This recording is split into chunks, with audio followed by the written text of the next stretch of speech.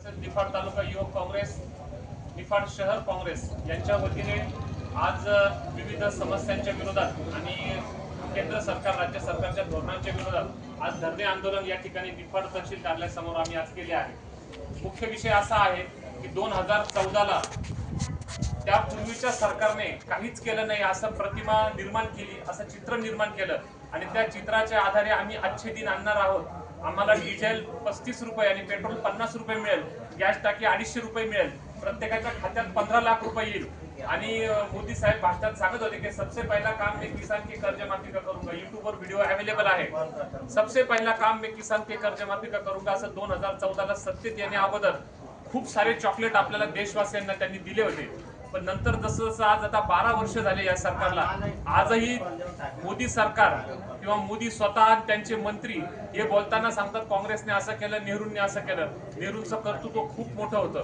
तुम्ही नेहरू इतका कालखंड जरी भोगला असेल सत्तेमध्ये, पण नेहरूंच्या तळपायासारखी सुद्धा तुमची उंची नाही। त्या नेहरूंनी 11 वर्ष देशासाठी तुरुंगामध्ये गेले होते, 186 कोटी देशाला दान केले आणि 2 बंगले स्वतःचे राहते देशाला दान केले। नेहरूंच्या कामाची उंची तुम्ही कधीच गाठू शकत नाही। तुम्ही अजून 100 वर्ष जरी सत्तेत राहिले तरी गाठू शकत नाही। एकीकडे देशामध्ये विद्यार्थ्यांचे हाल सुरू आहे।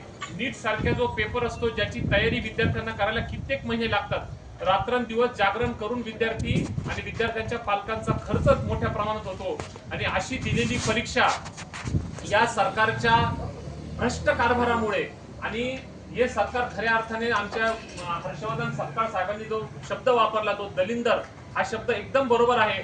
या दलिंदर सरकारच्या धोरणामुळे तो नीटचा पेपर कुठेतरी लीक होतो, पण केंद्र सरकारची हिंमत नाही त्यांच्या शिक्षण मंत्र्याचा राजीनामा घेण्याची। 7 विद्यार्थी त्या ठिकाणी नीटच्या एक्झाममुळे लीक झाल्यामुळे आत्महत्या करतात। या विद्यार्थ्यांची भरपाई आणि त्यांचा गेलेला काळ हा सरकार कसं मिळवून देणार? या असं असताना देखील मोदी सरकार सगळं आलबेल असल्याचं दाखवतात। बाहेरच्या देशांमध्ये जाताना पंतप्रधानांना बुके घेऊन जावी, शाल घेऊन जावा, पण हे मेलेडी चॉकलेट घेऊन जातात आणि सगळ्या जगभरामध्ये एक प्रकारचं हसू निर्माण होतं। कुणाला काय भेट द्यावं हे सुद्धा समजत नाही आणि म्हणून आम्ही मेलेडी चॉकलेट घेऊन आमचे देशभरामध्ये भरपूर आंदोलन झाले। आज पेट्रोल डिझेलचा प्रश्न ऐरणीवर आलेला आहे। सरकार एकीकडे काही राज्यांचं इलेक्शन मध्ये बिझी होतं, त्यावेळेस तिकडे युद्ध सुरू होतं। त्या काळामध्ये सरकारने डिझेलची आणि पेट्रोलची व्यवस्था करून ठेवणे अपेक्षित होतं किंवा व्यवस्था करायला पाहिजे होती। कुठल्याही प्रकारचं नियोजन न करता या मोदी सरकारने इलेक्शन लावले। इलेक्शन मध्ये हजारो गाड्या, लाखो लिटर डिझेल पेट्रोलची उधळपट्टी केली। इलेक्शन झालं, सगळं झालं, आता मोदी सरकार म्हणतं डिझेल कमी वापरा, गॅस कमी वापरा, पेट्रोल कमी वापरा, सगळंच कमी वापरा, एक रिस्ट्रिक्शन सांगतात। सर आता हिंगोलीला एक घटना घडली, एक ॲम्ब्युलन्स न मिळाल्यामुळे आपल्या एका भगिनीचं त्या ठिकाणी बाळ मृत अवस्थेत सापडलं। तिला डिलिव्हरीसाठी गाडी मिळाली नाही, गाडीला डिझेल नव्हतं। इतकी वाईट परिस्थिती आहे। मी तर म्हणे त्यांना सदोष मनुष्यवधाचा गुन्हा दाखल केला पाहिजे आणि जे विद्यार्थी हे जग सोडून गेले नीटमुळे, त्या धर्मेंद्र प्रधान जो केंद्रीय आपला शिक्षण मंत्री आहे त्याच्यावर सदोष मनुष्यवधाचा गुन्हा दाखल केला पाहिजे। जर तुम्हाला नीट सारखे पेपर लीक जर थांबवता येत नसेल, इथं 10 रुपयाचं डायपर बाळाला लावलं तर ते सुद्धा लीक होत नाही। याचे पेपर लीक होता म्हणजे सिस्टीम कुठून करप्ट आहे? मुळात प्रश्न असा आहे, आमचा स्पष्ट आरोप आहे, हे पेपर लीक होण्यामागे भाजपच्या नेत्यांचा हात आहे आणि कुठंतरी पैसे खाण्यासाठी आणि भ्रष्टाचार करण्यासाठी या पद्धतीने ते काम करत आहे। काही वर्षांपूर्वी ज्यावेळेस 350 रुपये टाकी आमच्या काळामध्ये होते, काँग्रेसच्या काळात, त्यावेळेस यांच्या स्मृती इराणी रस्त्यावर उतरून चूल पेटून तिथं भाकरी झाकून आंदोलन करत होत्या। आज 30 टाकी हजाराच्या पुढे गेले, पण मात्र भाजपचे नेते गपचूप बसलेले आहे आणि या ठिकाणी इतकी विदारक परिस्थिती आहे, गॅस टाक्या मिळत नाही। कमर्शियल गॅस टाकीचे रेट खूप मोठ्या प्रमाणात वाढले। गॅसवरची सबसिडी कधी बंद झाली, ती कोणालाच कळलेलं नाही। राहिला प्रश्न शेतकऱ्यांचा, तर या देशामध्ये सर्वात जास्त प्रमाणात जर अफेक्टेड कोणी झाला असेल तर तो शेतकरी झाला।